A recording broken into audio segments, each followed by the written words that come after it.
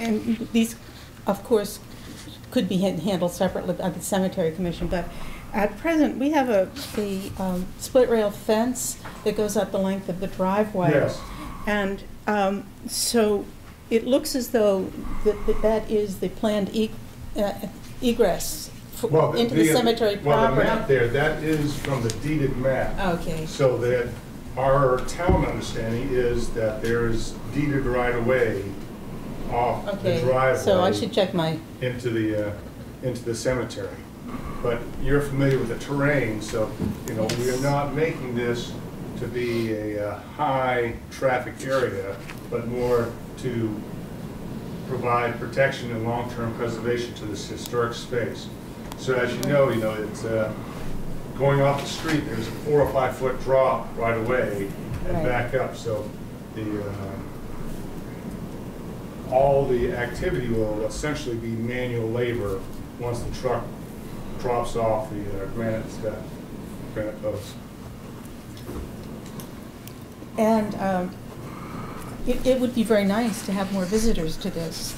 And so I suppose that you would expect people to park on William Fairfield Drive. Yeah, I mean, William Fairfield is fairly wide at that point. Yes, it is. And it's curved there, so it'd have to be on-street parking. Yeah, because it's still not a terribly wide street for parking. So, but I think the occasional visitor parking on the side of the road there will allow people to get by, and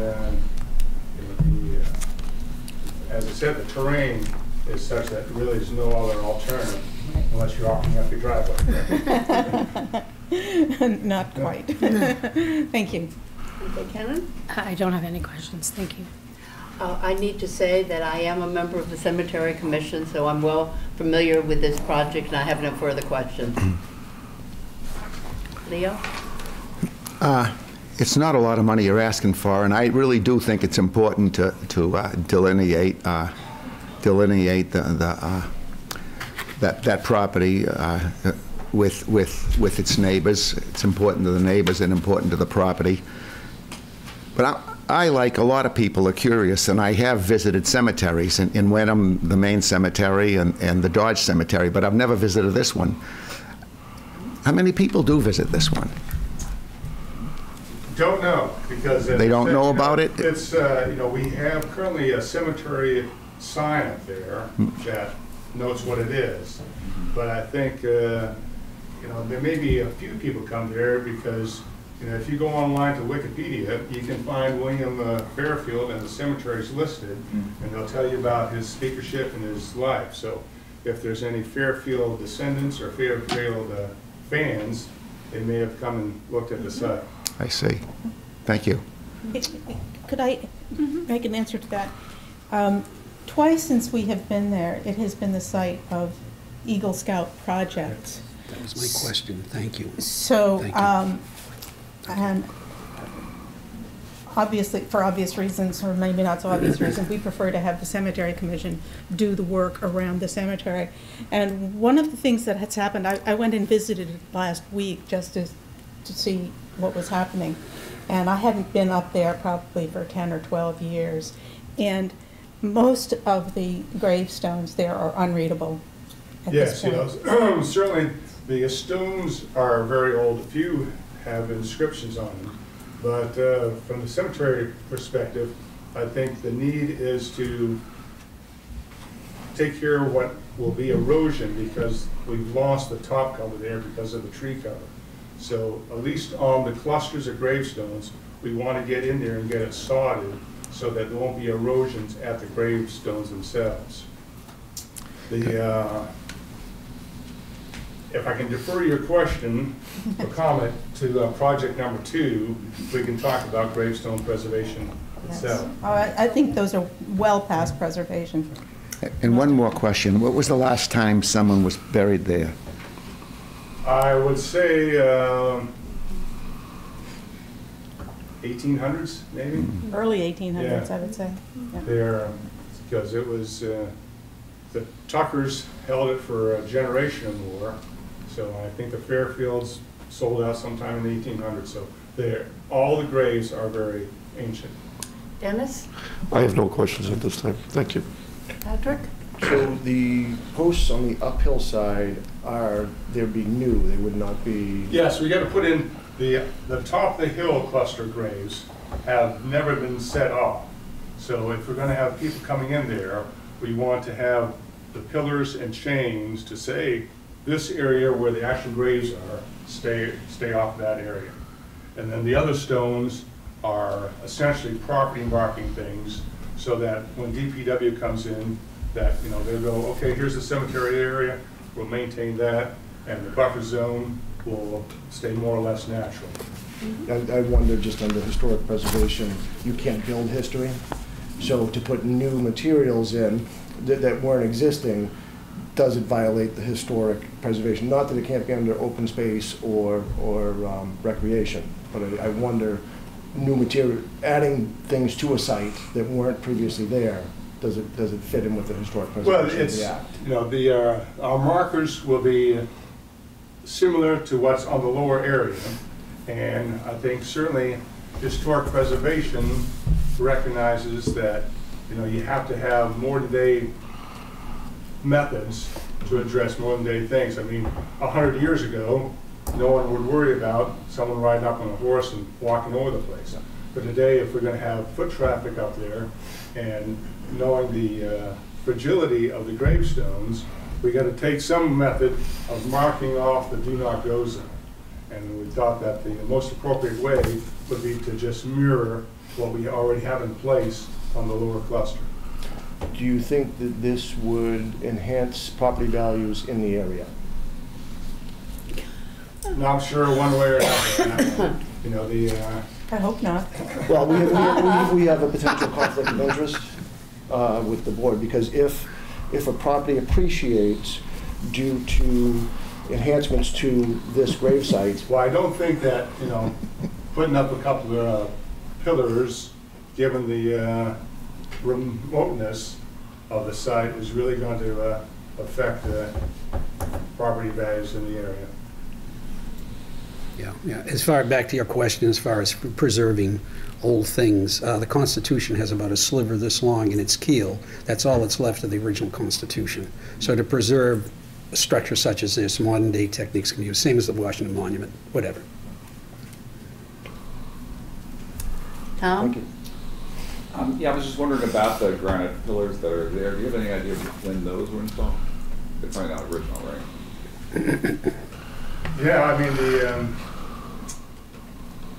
maybe in the early 1900s or something, maybe when the Fairfields transitioned to the Tuckers or something, because, you know, they are not 17th century carved pillars, whatever. They're, right, you know, more modern manufacture. Yeah.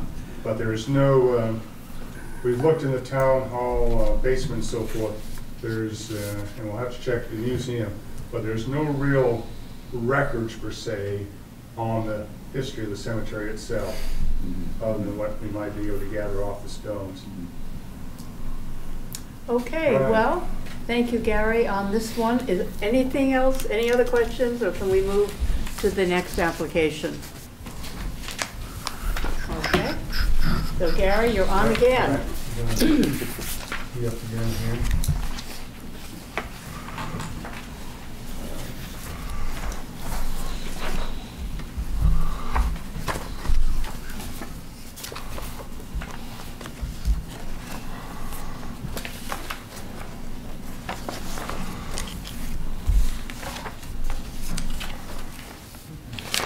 Thank you. In 2012, the then commission had a survey done of the old section of the Main Street Cemetery, the hill that borders right on Route 1A. And at that time, there were 161 gravestones that were identified in need of some sort of repair or major cleaning. In 2012, one contract was let. They did half the stones for that period of time.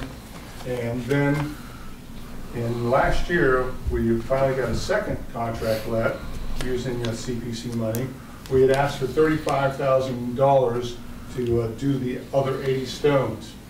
We went out for contract bids, got 2 principal bidders on it, and after negotiations, selected Gravestone Services of New England, which is an outfit out of eastern New Hampshire, to do the work. So can we darken the room just a bit? Slide. So what we have at the main street is 3 major problems. Either organic growth on the old gravestones in orange, or the green lichen, which gradually wear away on the stones. There are some broken stones, and there are several tilted stones.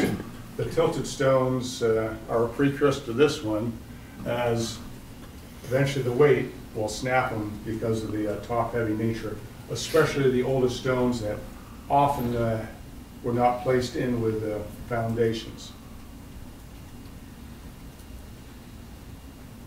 This one? No. There we go. So Gravestone Service New England in 2017 did the work, and these stones are heavy. That looks like a fairly small stone, but that's about a 200-pound weight. So when we go out for the contract, it is specialized. Gravestone Services is essentially a one-man outfit, but he has specialized equipment. On the left, you see a low-impact crane, which essentially sits on spider feet, so it's above or away from other gravestones, but maintains a, I think he said, a 2,000-pound lift capability. And then he has a tracked chemical vehicle that our cemeteries kind of spaced out between gravestones, but often, you know, there's 3 or 4 foot placements. So he has the chemical truck that can actually go in between rows of narrowly spaced gravestones and get the work done. I'll just show you one example. This is one of the colonial era stones that was broken up on the top of the hill. So it's slate, estimated that's about 400 to 500 pounds weight that you're dealing with. So you reset the base plate, put in the first piece, glued it together, and over a period of 2 or 3 days, put the jigsaw back together and resurrected that stone for us. That was probably the largest piece we had. So what we'd like to do from this point, the actual request is for $9,500, and I point out that last request was for $35,000. We came in with bids for $21,500, and not only did we get the 81 remaining stones on the original survey, but we also included 15 additional on that flatland area where you actually drive into the cemetery. So our request now is to continue on the flatland area and a few spaced around, concentrating primarily on those stones that are currently tilted and are in danger of fracturing. And as necessary, there are some that have subsided into the ground as well that didn't have the base plates. So we'll get those righted up and get some cleans done. And our contract, this time I would propose that it be fixed price, $9,500, and we'll negotiate to see how many actual stones based upon the condition or the work that has to be done on each stone.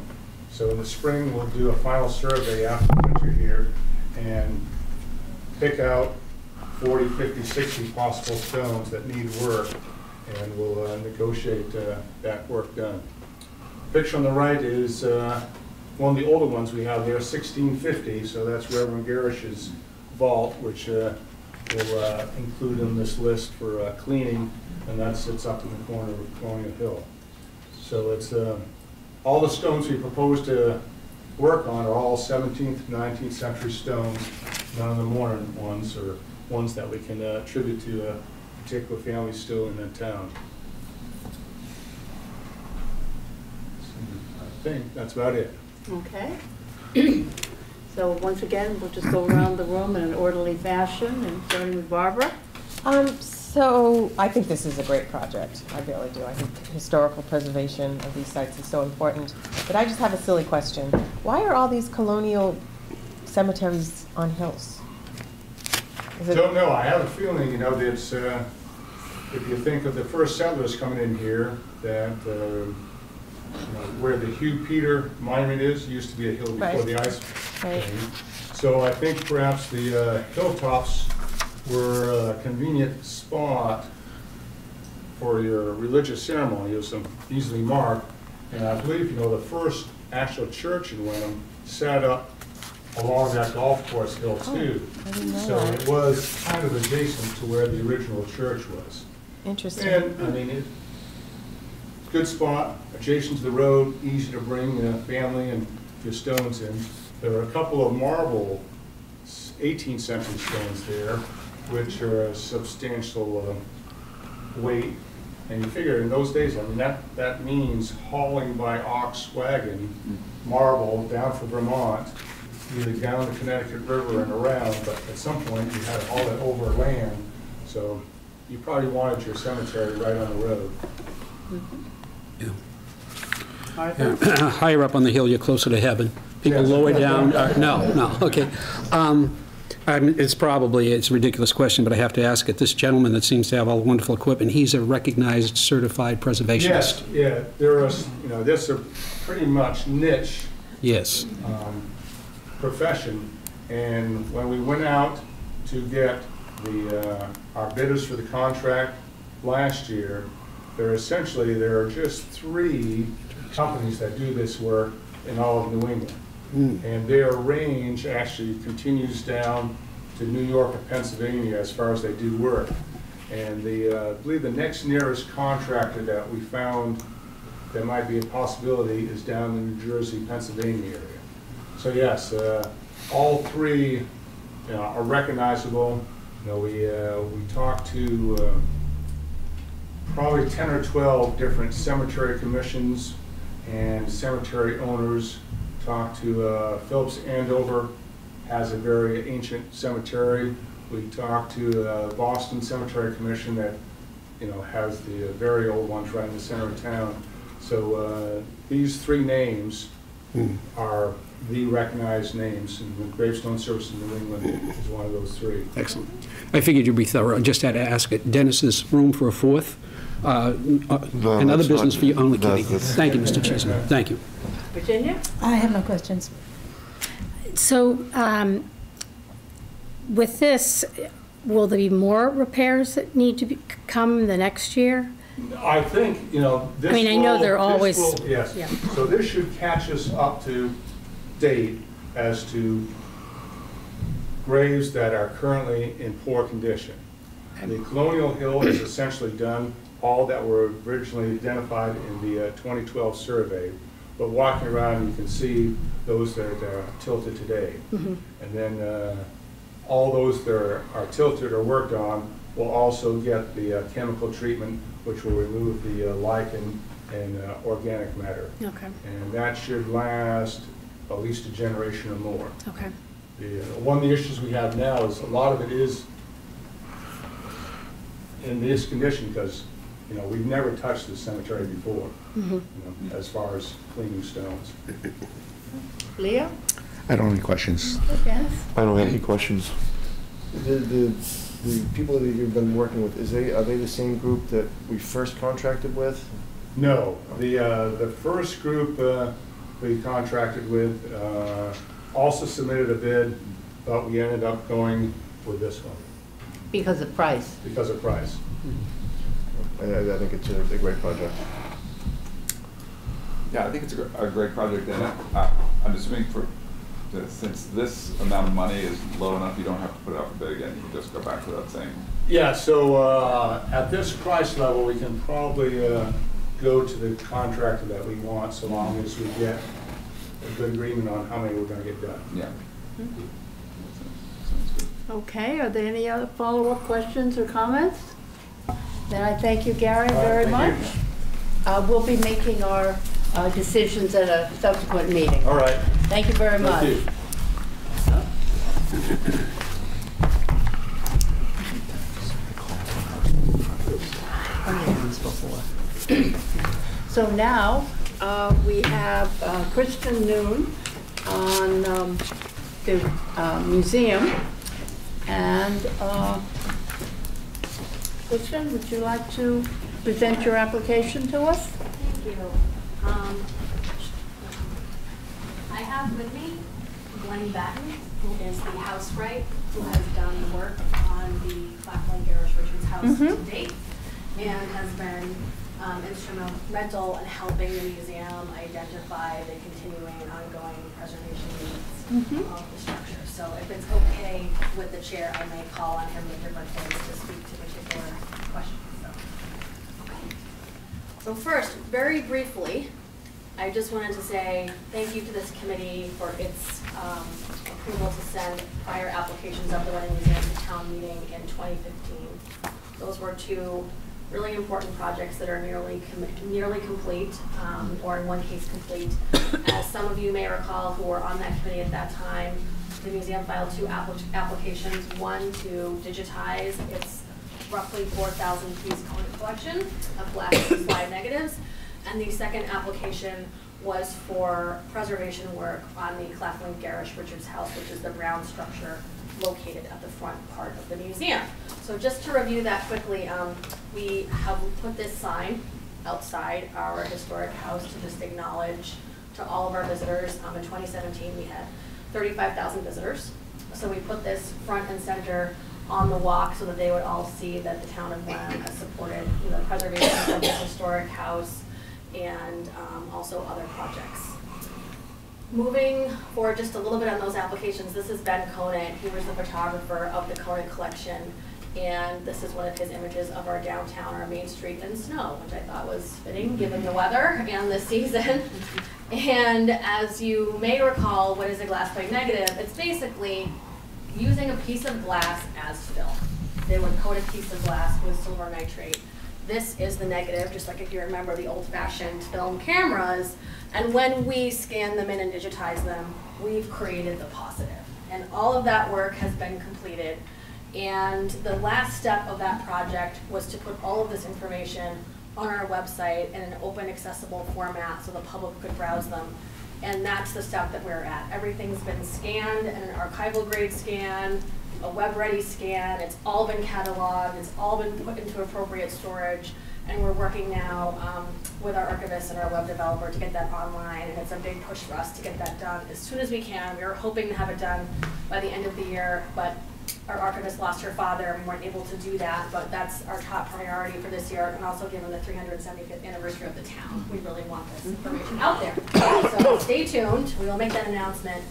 The other application that we filed was for preservation work on the Claflin Garrish Richards, or CGR house.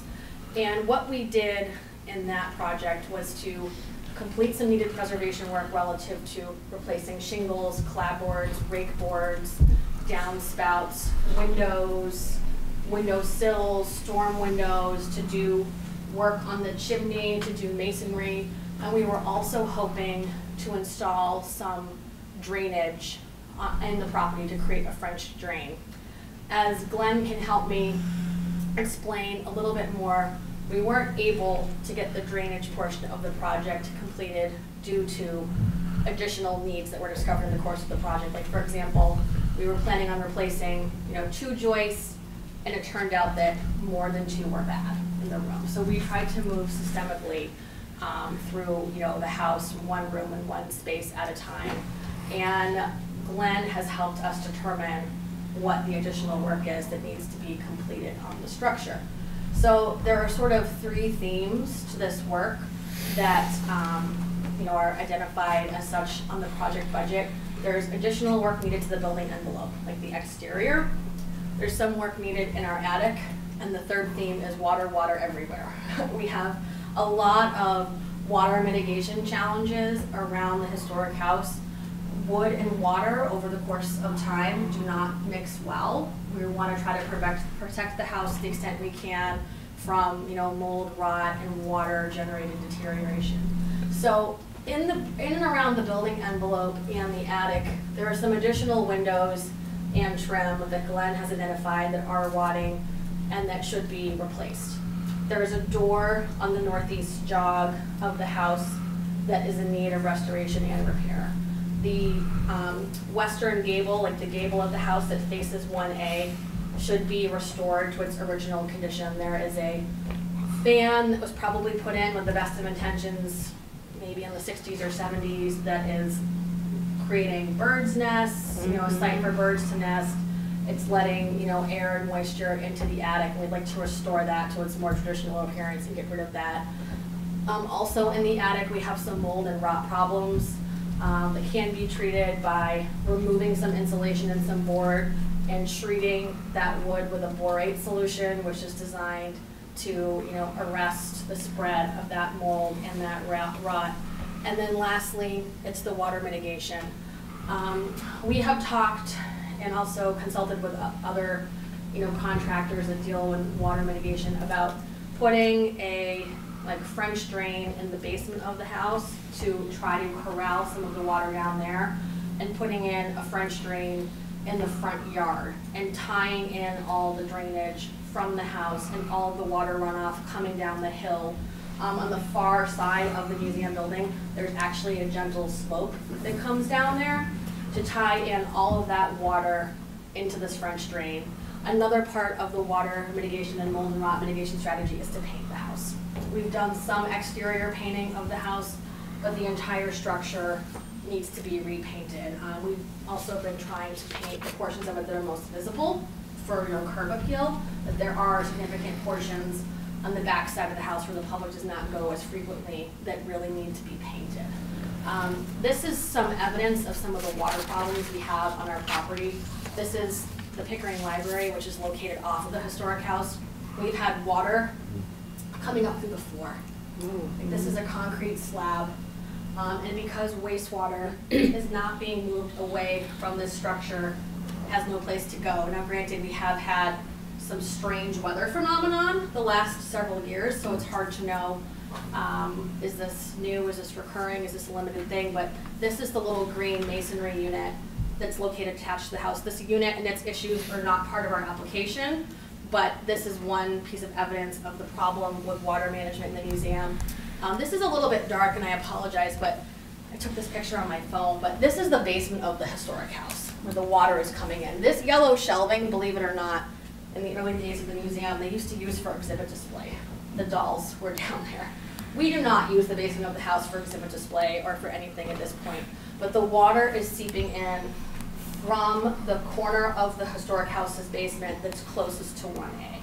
So the French drainage system that has been suggested would be, you know, digging a trench along that portion of the foundation, putting in the pump, et cetera, et cetera, et cetera. And then this is our front yard this past weekend. We jokingly and lovingly call this Claflin Pond, you know. It doesn't very often make an appearance, but when you have a large amount of runoff that's not being, you know, managed appropriately and directed into the right kind of drainage, these types of things happen. So there are wastewater issues, again, you know, in moving that rain and the snow melt away from the structure. And that's the biggest and the most expensive part of our application, frankly. The second most expensive part is the painting as an individual line item on our project.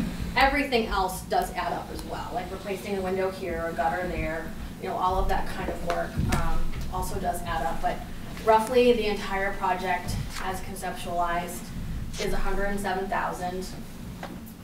We have submitted the full cost of the project to the CPC.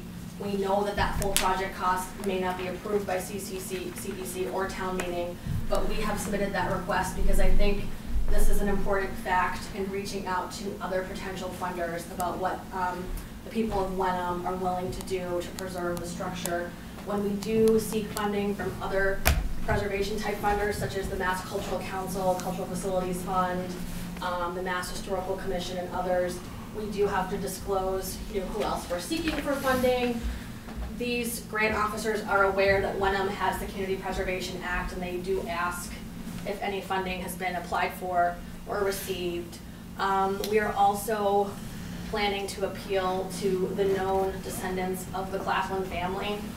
The Claflin family was the first residents of the historic house. They have a Claflin Family Association with about 800 members. They have their family reunion at the museum every 3 years or so. So if you ever see a bagpiper outside, that may be why they come back. They're of Scottish lineage. And we are hoping to appeal to them as well for some of the costs of the historic house. I don't think that they're in a position to fund the entire amount, but we will do everything we can to seek diversified sources of funding. But for today, we have put the entire project cost forward if the CPC deems, you know, a significant award in that amount of potential. So that's my presentation on our current application. I'm happy to entertain any questions you may have about that or about the other projects the museum has done with the CPC. Barbara? Well, it certainly is historic preservation, that's for sure. A really important building in our town. So, you did a great presentation. So I don't have any questions. Ms. Noon, I'm on the Enon 1 committee with other people on this committee, and I found out we used to have a cistern over here by Town Hall, one out front, and there was a bit of a canal that went behind Town Hall. But I understand there's a pipe now that goes from this water bog beside the police station, underground, by the church, over to the pond behind by the tennis courts. Right. Has anyone ever talked about tying into that to help mitigate this problem? Yes, so I did several years ago, and I haven't spoken with him recently about it, but I did speak with Bill Tyack about that. Good. Because there are 2 storm drains located in the town parking lot / the Wenham Museum property. There's a storm drain located at the base of our brick walkway. Whether that technically is town land or museum land, I'm not sure. And then there's a second storm drain located sort of approximately behind this corner of Town Hall. And the conversation at that time was that we could, in theory, tie the drainage into the storm drain located at the base of our walkway, which is connected to a pipe that, from my understanding of the conversation with Bill, goes into the MWRA wastewater system in 1A. But that pipe has a very gentle slope, and already that drain has difficulty handling the volume of water that can go into it and it will back up on a rainy day. So Bill did not recommend tying into that drain. So if we were to tie into a drain, it would need to be the other drain, which has a pipe that runs through the parking lot to Friend Court and then down to Route 1A. And that would require excavating a portion of the town parking lot as well as a portion of the museum's front yard. We'd have to take out our entryway. Our septic tank is there in that kind of knoll, so we'd have to navigate that. And at the time, I think, the feeling of my finance committee and maybe Bill, I can't really recall, I'd have to circle back with him on that, was that seemed invasive and possibly more expensive. It may be a better solution, but just the thought was that it might be better to try the less expensive option. In either one of these scenarios, everyone has been clear, there's no guarantee. You get a lot of water, you have a big rain, you have a flood year, you could still have a problem. So in the interest of full disclosure, I feel compelled to say that. But that was the conclusion at that time, but I don't have a problem circling back with Bill. I'm impressed that you researched that. Doesn't this pipe flow back Otolatro, which backs up onto the golf course? Mr. Tar was here. Yeah, I believe Mr. Tar brought that up at one of our meetings, but thank you for that explanation. In your basement, are you using dehumidifiers? Thank you. Thank you. Virginia? Yes, I have several questions that have more to do with funding and the actual scope of the work. And the very first thing that I just want to comment on is that in answering about the community need, why is this project needed? And does it address needs identified in existing town plans? So is there anywhere in the town plans that there is specified that the town is interested in having this preservation work done? I think in the town, from my understanding, and the collaborative conversations I've had with the Historical Commission, as a member of the 375th Committee, that they're very interested in historic properties at this moment. I know there was recently a major survey conducted of historic properties that are not located within the historic district. I don't want to get into that discussion. Well, but it seems to me that seems to be suggested of there is great community interest in understanding Wenham history and in preserving it. I can add, as a side note, that our visitation has increased by 50% since FY15, so we've gone from 22,000 visitors a year to 35,000 visitors a year. Some of those visitors, not all of them, but many of them, do tour the historic house as well as a number of school children, and we are, conscious to offer free admission opportunities to the town of Wenham, to people of the town. On Wenham Day, the museum is always free. We work in partnership with all of the schools. That was one of my other questions. That one day a year? There's a Wenham free day? One day currently is, and we also participate in Free Fun Fridays, which permits any person to visit for free, whether or not they're a Wenham resident.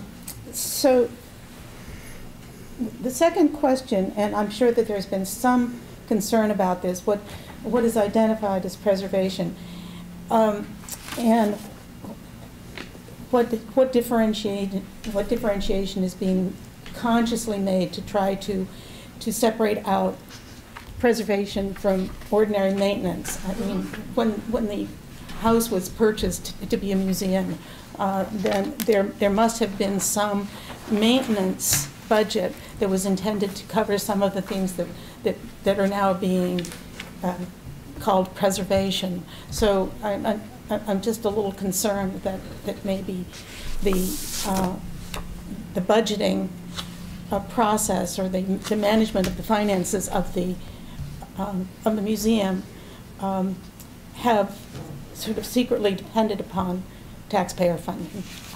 So I think the property was acquired by the BIS in 1922, and at that time, it's my understanding, like many historic house museums, that the Improvement Society felt that the historic house and tours of that structure would be money-making for the Improvement Society. Right. I think in the intervening 30 years when we were separately incorporated, they may have concluded that wasn't the case, because maintaining a property, historic or otherwise, has costs associated with it. I understand your question about, annual budgeting for maintenance versus larger preservation projects. And I think that as a nonprofit that is supported by its donors, members, and visitors, all work done on the historic house is going to require fundraising at some way or in some level. And I think right now we do have an element of deferred preservation work that does need to be caught up through significant contributions through either CPA funding or others. But on an ongoing basis, it's not my intention to seek maintenance type expenses from the CPA, that these are major and significant, preservation reward type projects. And we internally, as part of our planning for upcoming fundraising meetings and fundraising campaigns, because the institution is approaching its century in 5 years, and the Board of Trustees is actively planning a major campaign to grow endowment and other needs, culminating at that time. And a fund for the house, for the annual maintenance of the house, is a top topic of that conversation. But that being said, there could always be a project that's going to require a special grant or special fundraising, and it happens across all areas of our institution. So I suggest that there is a difference between some organization that is in the business of supplying grants to nonprofits and the CPA fund, which is a taxes. That brings me to one more question, and that is the benefit to the town. And you say that they're largely educational. Now, do you charge fees for the educational services that you provide to the schools? we charge fees that do not cover the cost of our services to them. And why is that? Because we believe in making our museum and our collection and our historic house as accessible as possible to the public. So our program fees cover roughly 30% of the cost of serving a student on a field trip. The difference in that amount is made up through donors to the institution. And is that true for the educational programs that are used by other school systems? Yes. So that anyone from outside of Wenham is not paying their fair share? That's right. Okay. And so that's down in community need. This is my last question. And there, I think that there's a typo. It says 3,500 school children from Wenham, Hamilton, and surrounding communities. Yes, I saw that Yeah. too. Oh, I'm sorry, Okay, my it says apologies. surviving communities, Yes. but I I meant thought that's surrounding. what it meant, yes. Hopefully all these communities will survive, yes. Yes. Yes, surrounding. Yeah.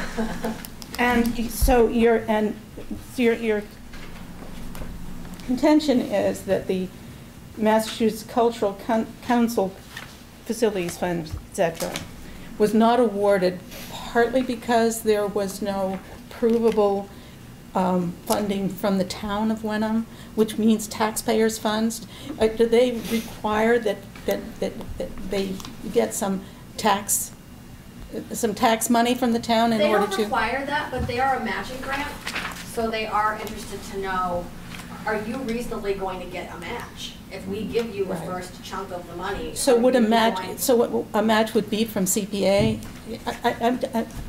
I'm just a little concerned about what these things involve in terms of the spending of taxpayer money, honestly, which. Right, so we have received cultural facilities funds grants in the past, and when you receive one, it is a matching grant, and they give Okay. you a period of time that usually is 18 to 24 months. Their rules and regulations change as political climates change and things like that, but you generally have a sizable period of time with which to raise the match. And they do not permit you to commence work or do anything until you have the match in hand. So I think, like many other funders, they like to see some sort of reasonable evidence that you have, an ability to match this fund. So, one of the questions can be, what other grants are you applying for? Are you applying for Mass Historical, CPC? Are you going to a bank? Do you have a family foundation? It's not like it's only the CPA funding. It's a laundry list of other things that you can, say that you're representing to them, that you have the ability to try to raise this match from these places. I have a couple more questions, but I'm going to Okay. pass the. Okay. I Yes. do quite a bit of these sorts of projects, and for instance, right now, we're hoping to do some work on the Sergeant House in Gloucester. And that process, I'm the tail end of it, but I see, how the funding works, and it's very common for the number of different funds, going towards the preservation of these houses. And also, if I could circle back to one of your other questions about the painting, I think the painting is almost a little bit of a misnomer. The house has been painted relatively recently, I think, and it was sort of just painted, And I think at this point, the house, it's in the prep, is where the preservation piece of it comes in. It's a little bit more than a house that's been painted 10 years ago. I could give it a clean and paint it again, and I think that's Well, there's a great detailed list of things that do not qualify for this, and I assume that someone is going to go through this with a fine-tooth comb and not ask us for funding for things which we cannot grant. So I would assume that everything that you've put on this list is something that we could, if we chose to, grant. Otherwise, we're going to be misleading voters. I heard your question. I understand that. We shouldn't be paying taxes for paint jobs every day. From my perspective, and as I see the project. Assuming that you'll probably come across boards that are also rotted, so also. Exactly, there's clapboard as well. repair, there's boards that have insect damage, there's a whole, it's a little bit more involved than goes under the name. Kenna, do you have any questions? I'm, just in full disclosure, I'm on the board of the Wenham Museum, so obviously I'm very supportive of Kristen and the Claflin Richards House, and know very much how much this is needed. I would remind people, most people here know, I live in a house of the same vintage as the Claflin Richards house. My house was built in 1658, and I know very well these kinds of issues. I've faced all of them myself. It's rather onerous to, somewhat daunting to maintain a house of this age. Glenn also does a lot of work for Historic New England and in many other historic homes owned across Essex County and beyond, and has seen a lot and been very helpful in identifying the things that are high priority, medium priority, low priority, and we've tried to be very transparent on our project budget by showing all that. Leo? Like Virginia says, we're recommending to spend town taxpayers' money. And this building of yours is an old building, and you've been before us more than once in the past. You're again in front of us, and probably we see many more applications in the future. You mentioned several entities that you reach out to for funding. Have you reached out to those 35,000 visitors that visit? How much do they pay? So adults pay $10 to visit the Wenham Museum, and children and seniors pay $8. Yeah. If they paid $1 more, it would probably, according to this, what you're asking for, that would come close to your goals. Do you reach out to them begging like? Do you have signs there that ask for contributions and we do have signage in the museum. Are they conspicuous? And all of our, are they very not too conspicuous, because I don't think anybody likes to go into an environment where every 10 feet they're being asked to make. Not 10 feet. It's a bigger building than that. On all of our communications that we're supported by donors. Yeah. And we have an annual fund mailing that we mail to people who live in town, and we submit it out digitally and across our Facebook feed, and that's the way that we communicate with our constituents and ask them for things. We have a donation jar, you know, like a clear box right by the exit to the institution that asks them to contribute. Since I have become the director 5 years ago at this point, I've raised admission and membership fees 40% to try to do exactly what you're talking about. And I think that, you know, that can get you some of the way, but it is not going to get us all of the way. And that we are still going to need always. Are the visitors who pay $10 and $8, are they tickled with their experience? I would hope so. Many of them decide to become members after they visit the institution. I think we also are a museum that participates in a marketplace and have to price our offerings competitively with that. So just for the sake of example, an adult can go to the Peabody Essex Museum for $18 and bring a child for free. Or you can go to the Wenham Museum and pay $18 and both of you can also visit an institution for a day. So I think the discussion around pricing, it not only has to be viewed in light of our financial needs, but also what our competitors in the marketplace are doing. And we don't just compete with the Penn, we compete with the movies, with the bowling alley, with Sky Zone indoor trampoline park, children's piazza. I mean, the list goes on and on of the ways that families think about spending their time with their children and their grandchildren. So we have to be conscious of all those things. Some of these questions I ask is because I ask all the applicants I try to wean all the applicants off of CPA, because I don't know how long the town is going to vote to stay in the CPA, because in the beginning, 10 years ago, we were getting 100% matches, and it's going down and down and down. And I wonder if a lot of the citizens don't think that it's not a profitable thing to be in anymore. Okay, thank you, Leo. Dennis? I think it's a very worthy project. It is a very historical part of our community, and you've done your due diligence. I think it should be put to the citizens to see what their opinion is. Thank you. I have to say, my family is tickled.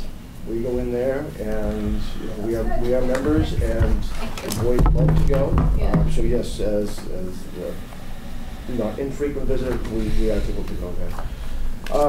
Have you received any federal money? I asked, are you held to the Secretary of the Interior's standards for historic preservation? Do you know?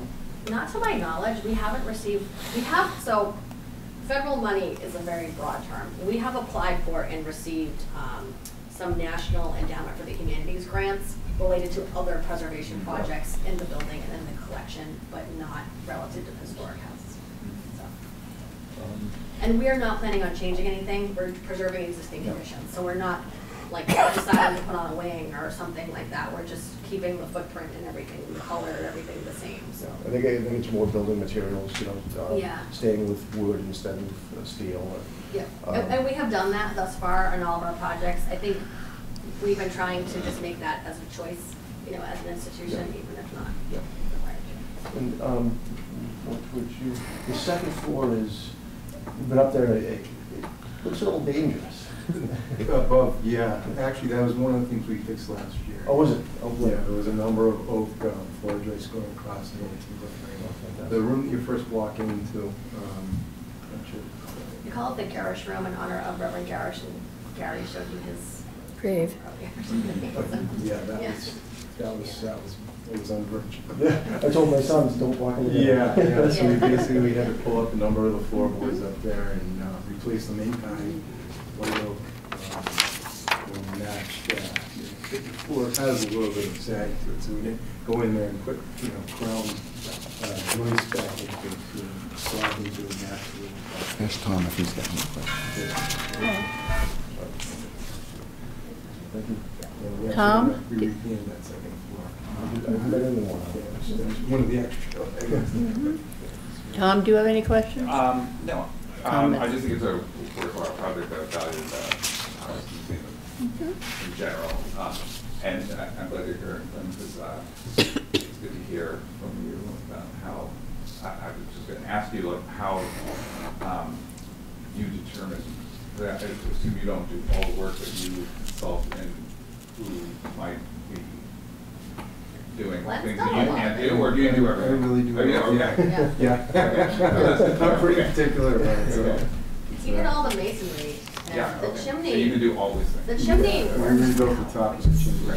Okay. Which is cool. That was one of the big things, is keeping water out of the house. Yeah. That was, the chimney had split at the back and the crown was gone. The roof was pointing. So the one we had got.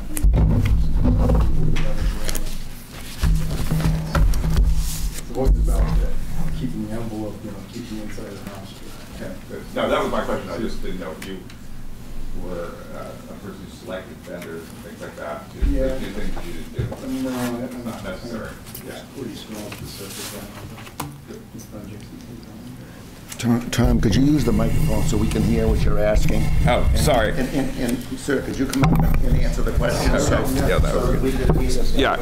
So I was just asking Glenn in this detailed breakdown of needed work, how much of it he did himself and whether he then selected contractors to do the other work, and he answered. And I'm pretty small time. I work by myself with a couple other carpenters if need be. I specialize in this kind of work. I do actually a yearly recommendation for the Sargent House. I do a lot of work for Historic New England. I've worked up at Beauport. I've worked on a number of their properties. But no, I don't go to outside vendors. There are a few things. There's plumbing or electrical involved, obviously, but anything doing with masonry or carpentry or that kind of work, I've been doing this since I was about 16. My father was a carpenter too, so at this point, I've sort of. Thank you very much. Thank you. Kristen, thank you for coming. Does anyone else have any final questions? Arthur? Chairman, may I ask?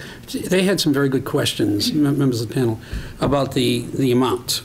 Can we see a copy of your maintenance budget for the past 5 to 10 years, just so we can see that you've been doing your due diligence? I'm certain you are, but we're going to be questioned by members of the community, and I'd like to have that to back that up. Okay? And you are a certified restorer. Okay, fine, so we're in good straits there. No, that's all I would like. Thank you. Okay, sure. Okay. Any other questions or comments? In which case, I'll say thank you very much, Kristen. Okay, thank you. And, all right, so we have to go back to our agenda. And what? Oh, I can speak to the town hall debt memo first if you'd like to do that before going back to the other items. Go ahead and do that. You want to present that, sure. So this is, there you have a memo in your packet from this evening regarding the town hall debt, and that application was submitted, as you all can see, quite early this year. So this was obviously expected.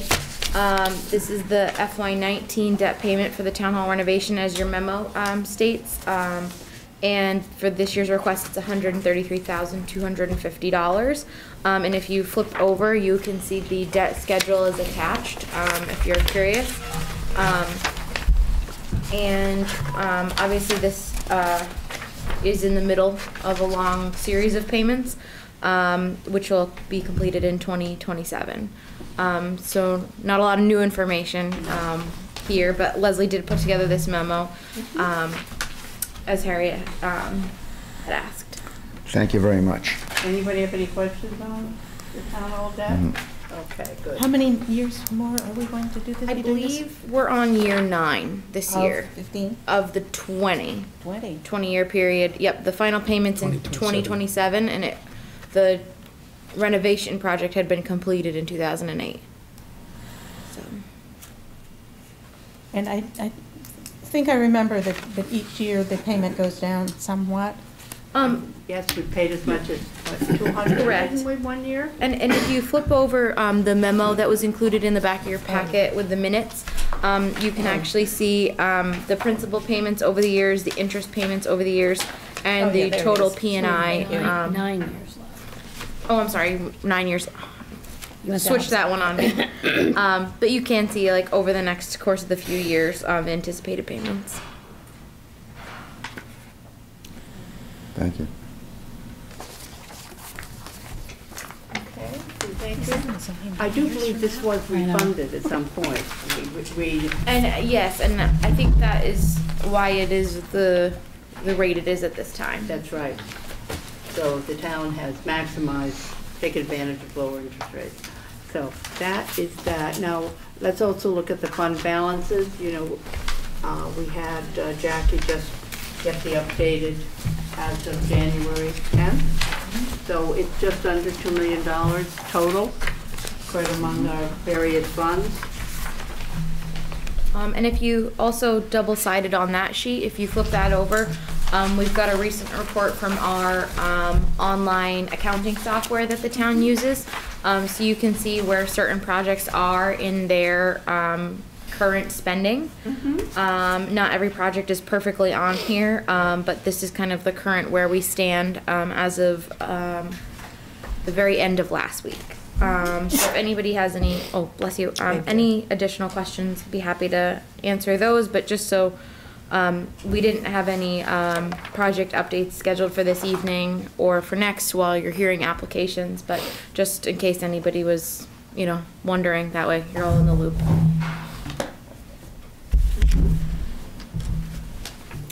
Okay. So that brings us through all the other parts of the agenda to the, let's just say, next Thursday, January 25, we'll have a meeting, which the way things are looking now should probably be our final meeting. We did schedule the following Thursday in March in case we needed it, but I think we could have our deliberations and make our, remember, we'd make our determinations on these applications and on the monies into each of the funds for the town meeting warrant. I think we can probably do all that next week. So I agree. we can free up that March, I think it was March 1, whatever date. Yeah, February 1. Oh, February, that's right. We're into February. Don't skip right. February on me. Right. So, all right, so now let's go back to the minutes of November 16. Ms. Chairman, I've read them. They were online a week ago, and I'd like to move we approve them as written. Second. I have just, there's an email here that I had sent. Yeah, we have to have discussion. Yeah, and I do believe that the Fairfield project was brought up by Virginia. I at a mentioned meeting. it first during the hearing. You would ask, well, you would ask for scuttlebutt, and that's when the 2,500. No, it wasn't scuttlebutt. I mentioned during the hearing, as a member of the Cemetery Commission, that I knew there would be probably a couple of applications. And then I think you just went on, but... Exactly what is your point, Patrick? I think there's a conflict of interest here. I intend to recuse myself, as others have done when they've had a conflict of interest and others have not done. but I intend to recuse myself about the decision. Is- I should profit in every way. Mr. Chairman, there's a motion on the floor that's been seconded. We're having a discussion, all right, we've heard. Wait a second, was it seconded? I did. Okay. We did. Fine. Is there any other discussion, or should we go to a vote? Well, did we pass the packet? I thought we did not pass I that. think that was a prior meeting, we decided to defer that. We took them home. Well, no, in October, we had discussed that it would be on the November meeting, but then in November, there was a vote. When you had emailed me, Patrick, I checked with Catherine, and we had recalled that there was a vote, and you had cited that you felt you wanted more time as your reason to abstain. Yeah, no, I thought that vote didn't go through. I didn't think that had passed. It did pass. Yeah, the vote did occur, so. So, all those in favor of approving the minutes? Aye. As I written? wasn't here the last meeting. I wasn't here. I wasn't here either. It's all right? Oh, you can still vote? Oh, Okay. All those opposed? I'm going to post the minutes. Okay. The one opposed? Vote carries. Motion to adjourn? So moved, Mr. Chairman. second. All those in favor? Aye. Aye. All those opposed?